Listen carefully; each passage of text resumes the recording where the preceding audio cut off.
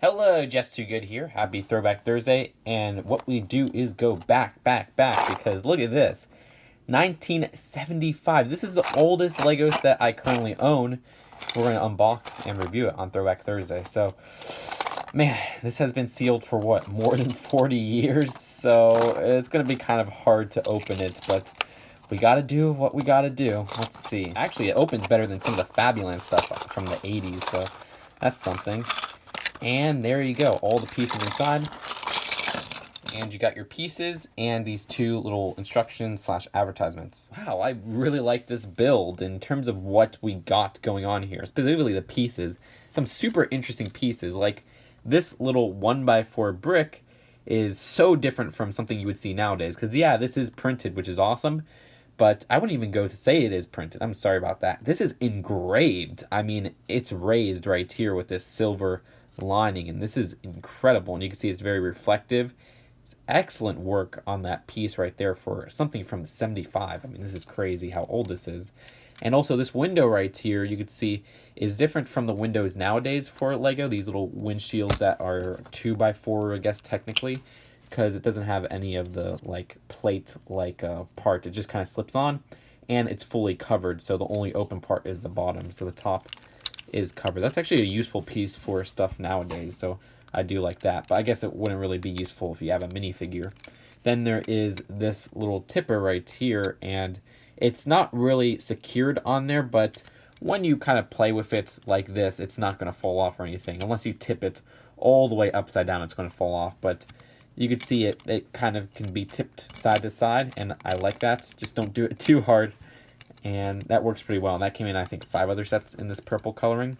Other than that, they do use some older style wheels where you can see they even have a stud on the wheels themselves.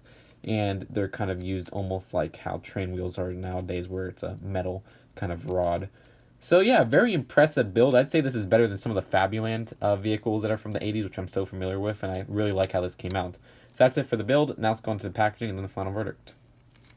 So here is the packaging. You can see it opens like a matchbox. Up here we have a different kind of design. There's not even, this is like the front of the box, and there's no Lego logo. It just says Lego building sets are not recommended for children under 3 years old. And this is the back of the box, and you can see somebody had a price sticker. I'm kind of curious where it was from, but that's where the Lego logo appeared. They have a little illustration on the bottom. This is just so different from Lego sets nowadays. They even have a little divider inside. And for the instructions, you can see it's just a little fold-out leaflet, and they have the steps. I have to say the proportions on these drawings are a little bit off. And the bottom has the complete build, but you also get this right here, which is an advertisement pamphlet, and I guess this is before Duplo because it just says Lego Preschool. I'm not sure if they call it Duplo back then. And it says recommended for girls and boys 18 months and up. Then you got the Lego building sets. Keep in mind this is before minifigures. I don't know if they had it here, but they had the minifigures that didn't have any arms. The arms were just kind of connected to the torso. But that might have actually been like 76 or something like that. They did have these though, which are the big people. And you can see they look so different from minifigures and so much worse than minifigures. So I'm glad they stuck with minifigures. Fun fact, I mean, these were actually used as, or minifigures in this line were used as babies in like the 80s, because they stopped using these big people in the 80s, even though minifigures came out in 78. You see Lego building sets with people, and that's what you got right there. A Lego motor, and this is kind of interesting. It has forward, stop, reverse. And then you got Lego models, so you got a little police unit, and yeah, you can see those are the older style minifigures, so I guess they did have them with no arms. The arms are just kind of connected to the torso, and the legs are different. And you can see them all the way throughout here. None of these really interest me, but I do want some of those older minifigures. Actually, I like that windmill, and you can see the base plates are much more curvy at the corners. They even have a moon landing space set, but the astronauts are brick built. Brickyard, and also police headquarters, and then the Lego idea book. So yeah, this is super cool, and this is really an era that I'm not too familiar with Lego, so it's nice to kind of open and look through all this advertisement. So that's it for our elongated box view. Now let's take a look at the final verdict. So overall, the tipper truck from October 1975 as a box dates it, but I think Brickset dates it as a 1976 set, is a cool look at an era that I really don't have any other Lego sets from, technically. I mean, I think I have some from 78, 79. Might be wrong about that.